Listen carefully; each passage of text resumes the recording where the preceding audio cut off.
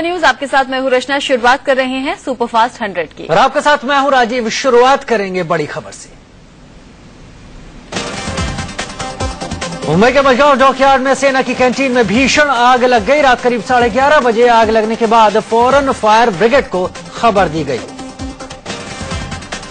आग को बुझाने के लिए पहले दमकल की 6 गाड़ियां मौके पर आई, लेकिन आग पर काबू नहीं पाया जा सका। बाद में दमकल की 6 और गाड़ियां आई। घंटों बाद आग पर काबू पाया जा सका। कैंटीन में सेना के लिए रखी शराब की वजह से आग तेजी से फैली। चश्मदीदों के मुताबिक एक पटाखे की आवाज हुई और उसके बाद यहां आग लग गई।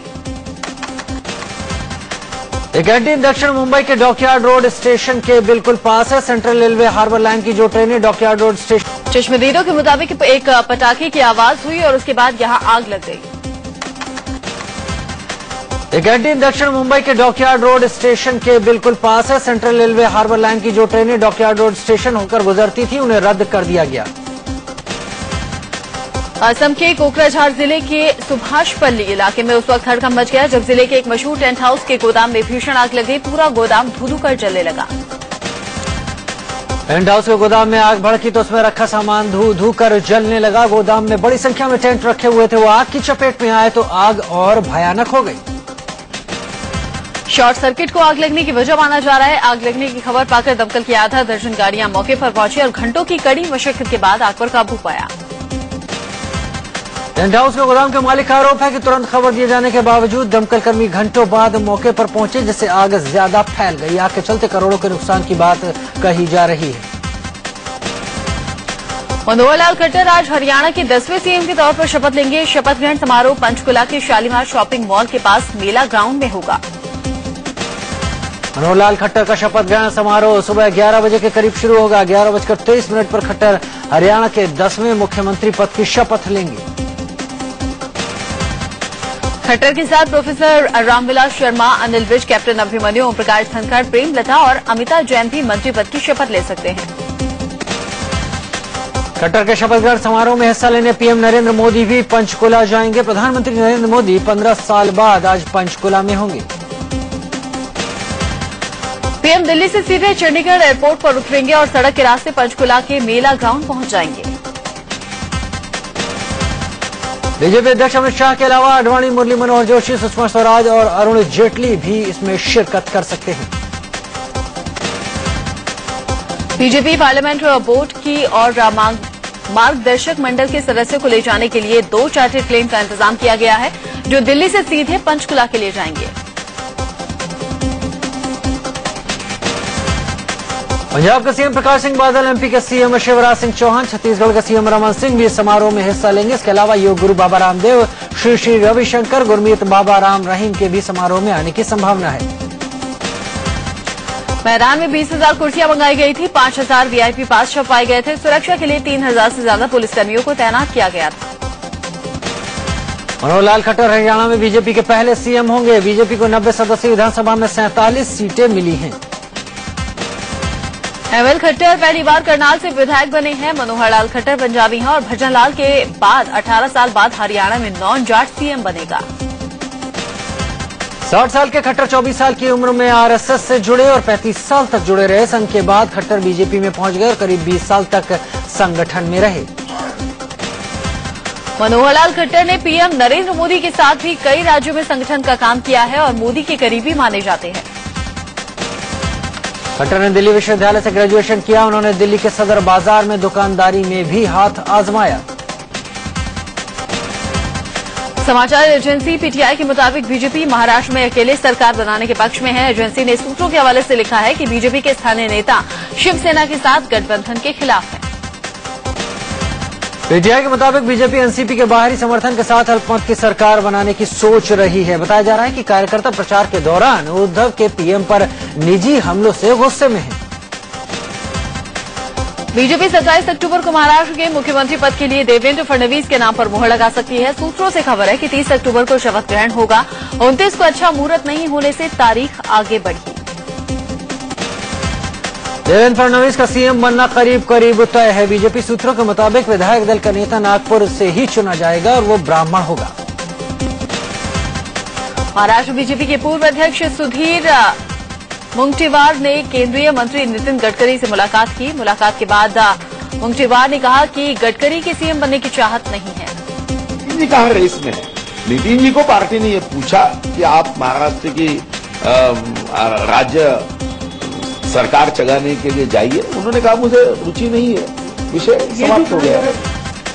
नागपुर में केंद्रीय मंत्री उमा भारती ने नितिन गडकरी से मुलाकात की। इस मौके पर उमा ने कहा कि गडकरी फिलहाल केंद्र में ही अपनी भूमिका निभाना चाहते हैं। ये चर्चा करना ही गलत है, क्योंकि नितिन जी हमेशा से कह रहे हैं कि उमा जी मुझे पहले गंगा का काम करना है। वो किसी भी प्रकार के पद की लालसा रखने वाले व्यक्ति नहीं है। केंद्रीय मंत्री नितिन गडकरी ने नागपुर में संघ प्रमुख मोहन भागवत से मुलाकात की। खबर है कि दोनों के बीच में महाराष्ट्र में सरकार बनाने और मुख्यमंत्री के मसले पर बातचीत हुई। नितिन गडकरी संघ प्रमुख मोहन भागवत से मिलने के लिए एक बार फिर अपनी स्कूटी पर पहुंचे, हालांकि उन्होंने हेलमेट नहीं पहना था। प्रधानमंत्री नरेंद्र मोदी आज एनडीए नेताओं और सांसदों को टी पार्टी देंगे। इस हाई टी पार्टी में एनडीए के सभी सहयोगी दलों के प्रमुखों के शामिल होने की उम्मीद है। इस पार्टी में शिवसेना के सांसद मौजूद रहेंगे, हालांकि उद्धव ठाकरे नहीं आएंगे। प्रधानमंत्री के घर पर होने वाली इस पार्टी को हाई टी पार्टी का नाम दिया गया है। प्रधानमंत्री नरेंद्र मोदी ने दिल्ली के बीजेपी दफ्तर में दिवाली मंगल मेलन के तहत देश के वरिष्ठ पत्रकारों से मुलाकात की। पीएम बनने के बाद पत्रकारों से ये मोदी की पहली सार्वजनिक मुलाकात है। पीएम ने कार्यक्रम में आए तकरीबन 500 पत्रकारों से हाथ मिलाया, उनकी पीठ थपथपाई और समाज में पत्रकारों की भागीदारी को सराहा। तमाम पत्रकारों ने मोदी के साथ फोटो भी खिंचवाए। पत्रकारों से मिलने से पहले पीएम मोदी ने पत्रकारों को संबोधित किया। पीएम ने स्वच्छता अभियान में पत्रकारों की भागीदारी को सराहा और जनता में जागरूकता फैलाने के लिए आभार भी जताया। पीएम ने कहा, मीडिया के माध्यम से सरकारों को भी जागना पड़ा है। आपने अपनी कलम को झाड़ू में बदल दिया है। पीएम ने कहा कि कुछ साल पहले तक आप लोगों के साथ मेरा बड़ा ही गहरा नाता था। मैं आप लोगों के इंतजार में यहाँ कुर्सियां लगाया करता था। वो दिन भी कुछ और थे, खुलकर बातें होती थी। प्रधानमंत्री नरेंद्र मोदी ने मुंबई में रिलायंस फाउंडेशन हॉस्पिटल का उद्घाटन किया। 1925 में बने मुंबई के पहले सरकारी अस्पताल के नवीनीकरण का काम रिलायंस फाउंडेशन ने किया है। कार्यक्रम का संचालन करते हुए अभिनेता और बीजेपी सांसद परेश रावल ने कहा कि इस बिल्डिंग में कभी सरदार वल्लभ भाई पटेल और जयप्रकाश नारायण जी पधारे थे। आज मोदी जी ने यहाँ आकर इसकी शोभा बढ़ाई है। अस्पताल के कायाकल्प के लिए पीएम मोदी ने नीता अंबानी को बधाई दी। उन्होंने कहा कि मरीजों का कायाकल्प होते हुए कई बार देखा है, लेकिन किसी अस्पताल का कायाकल्प कम बार देखा।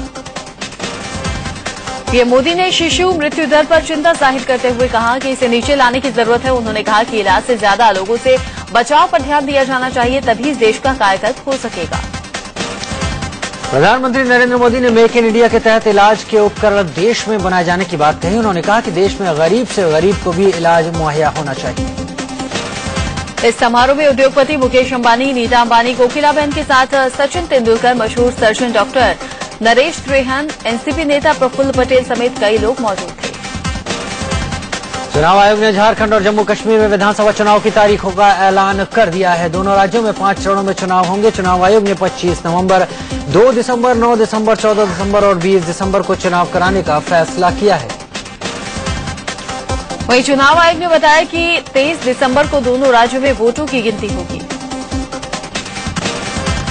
विधानसभा चुनाव का ऐलान होते हुए जम्मू कश्मीर और झारखंड में आदर्श आचार संहिता लागू हो गई है। जम्मू कश्मीर में 10,015 और झारखंड में 24,648 पोलिंग स्टेशन बनाए गए हैं।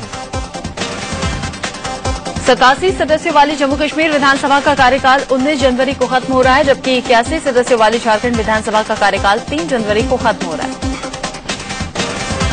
जम्मू कश्मीर में चुनाव के ऐलान का सत्तारूढ़ पार्टी नेशनल कॉन्फ्रेंस ने विरोध किया। पार्टी का कहना है कि आपदा को देखते हुए चुनाव के लिए सही समय नहीं है।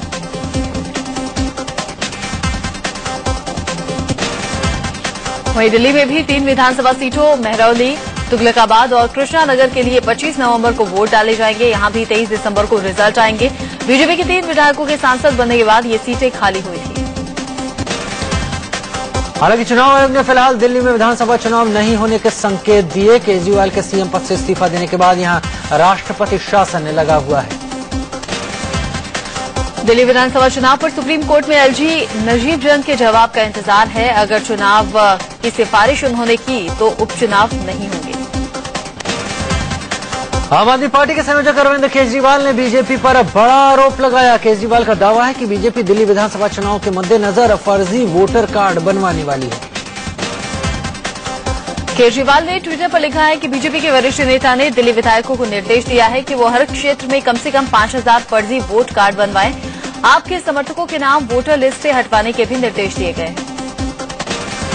केजरीवाल ने यह भी दावा किया कि बीजेपी इस धांधली के लिए पैसों का खेल कर रही है। हर फर्जी वोटर कार्ड के लिए 1500 रुपए और वोटर लिस्ट से नाम हटाने के लिए 200 रुपए की घूसखोरी हो रही है। मुंबई के कोकिलाबेन अस्पताल में भर्ती बॉलीवुड अभिनेता सदाशिव अमरापुरकर की हालत गंभीर बताई जा रही है। वो 2 हफ्तों से अस्पताल में है। सदाशिव अमरापुरकर की बेटी रीना अमरापुरकर के मुताबिक वो लाइफ सपोर्ट वेंटिलेटर पर हैं। सदाशिव अमरापुरकर के फेफड़े में पिछले कुछ हफ्तों से इन्फेक्शन है। आपको बता दें कि अमरापुरकर ने करीब 250 फिल्में की हैं, जिनमें अर्धसत्य, सड़क, हुकूमत, आंखें, इश्क काफी कामयाब रही। केंद्र ने 80,000 करोड़ की रक्षा परियोजनाओं को मंजूरी दे दी है। सरकार ने तय किया कि 6 पनडुब्बियों का निर्माण देश में किया जाएगा। नौसेना के पास इस समय 13 पनडुब्बियां हैं। भारतीय सेना के लिए 3200 करोड़ रुपए की लागत से इजराइल में बने 8,356 टैंक रोधी मिसाइल खरीदे जाएंगे। सेना मिसाइलों के लिए 321 लॉन्चर भी खरीदेगी। पीएम मोदी के मिशन क्लीन इंडिया की तारीफ करने वाले कांग्रेस नेता शशि थरूर अब सीधे इस मिशन में कूद पड़े। उन्होंने त्रिवेंद्रम में अपने समर्थकों के साथ कचरा उठाया। उत्तराखंड के सीएम हरीश रावत ने कांग्रेस नेता पी चिदम्बरम पर निशाना साधा है। चिदम्बरम ने कहा था कि गैर गांधी भी भविष्य में पार्टी अध्यक्ष बन सकता है। नेता और दर्जा प्राप्त राज्य मंत्री के पिता की दबंगई सामने आई। एसपी नेता धर्मपाल पर पुलिसकर्मियों को धमकाने और पशु तस्करी में शामिल अपराधियों को बचाने का आरोप लगा। प्रदेश के दर्जा प्राप्त राज्य मंत्री डॉक्टर कुलदीप उज्जवल के पिता धर्मपाल सिंह एक सब इंस्पेक्टर हैं और 2 कांस्टेबल्स को धमकाते हुए कैमरे में कैद हुए हैं। मैंने ये कहा क्या है, चौकीदारी तो है तू और क्या है बता तू, चौकीदारी तो है तू, हम तो प्रदेश में मंत्री हैं, आनी बात समझ में। पटना में आरजेडी सांसद पप्पू यादव ने सीएम जीतन राम मांझी से मुलाकात की और उन्होंने फर्जी डॉक्टरों की लिस्ट सौंपी। पप्पू यादव ने सीएम से इन फर्जी डॉक्टरों के खिलाफ सख्त कार्रवाई करने की मांग की। सीमा पर तनाव दूर करने के लिए भारत और चीन के बीच में आज से 2 दिन की बैठक शुरू हो रही है। इस बैठक के दौरान सीएम पर हालिया तनाव जैसे हालात से बचने को लेकर बातचीत होगी। यूपी के आगरा में एक विवाहिता की लाश पेड़ से लटकी हुई मिली। महिला के हाथ पैर बंधे हुए थे, उसके कपड़े भी फटे हुए थे। घरवालों ने रेप के बाद हत्या की आशंका जताई है। हत्या से नाराज लोगों ने पुलिस पर पथराव किया और आरोपियों की जल्द ही गिरफ्तारी की मांग की। पुलिस ने अज्ञात लोगों के खिलाफ मामला दर्ज कर लिया है। अलीगढ़ के मड्राक स्टेशन पर बीती रात ट्रेन में डकैती हुई, गोलियां चली। कोलकाता से आनंद विहार जाने वाली कोलकाता आनंद विहार एक्सप्रेस में 3 बदमाशों ने अचानक धावा बोल दिया और जमकर लूटपाट की। लूटपाट का विरोध करने पर बदमाशों ने एक यात्री को गोली मारकर जख्मी कर दिया।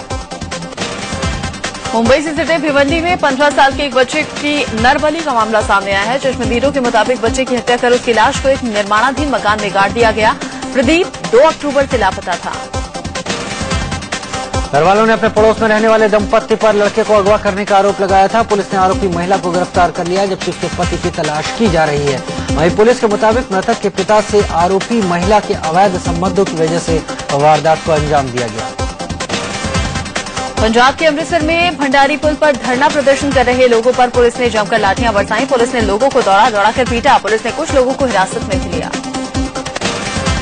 दरअसल एक समुदाय विशेष के 2 गुटों के बीच हुई मारपीट के मामले को लेकर एक गुट धरना प्रदर्शन कर रहा था। पुलिस ने इन लोगों को समझाने की कोशिश की तो ये भड़क गए, जिसके बाद पुलिस ने लाठियां बरसाई।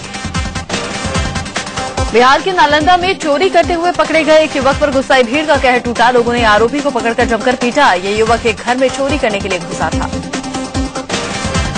लगभग 1 घंटे तक लोग आरोपी युवक को पकड़कर पीटते रहे। आरोपी पर लात, घूसे और थप्पड़ों की बरसात होती रही। बाद में लोगों ने युवक को पुलिस के हवाले कर दिया। नई दिल्ली रेलवे स्टेशन पर ट्रेन के नीचे आने से एक शख्स की मौत हो गई। ट्रेन आने पर प्लेटफॉर्म पर भीड़ की वजह से संतुलन बिगड़ने से हादसा हुआ। वाराणसी के राजघाट पुल पर से एक कार रेलिंग तोड़ती हुई नीचे रेलवे ट्रैक पर जा गिरी। हादसे में कार का ड्राइवर बाल-बाल बच गया। कार वाराणसी के एक डॉक्टर की। कार का ड्राइवर डॉक्टर के बेटे को मुगलसराय छोड़ने गया था। वापस लौटते वक्त राजघाट पुल पर हादसा हो गया। बताया जा रहा है कि ड्राइवर को झपकी आने के चलते हादसा हुआ। रेलवे ट्रैक पर कार गिरने के चलते वाराणसी मुगलसराय रेल मार्ग पर घंटों ट्रेनों की आवाजाही बंद रही। बाद में कार को हटाकर रेल यातायात सामान्य कराया जा सका।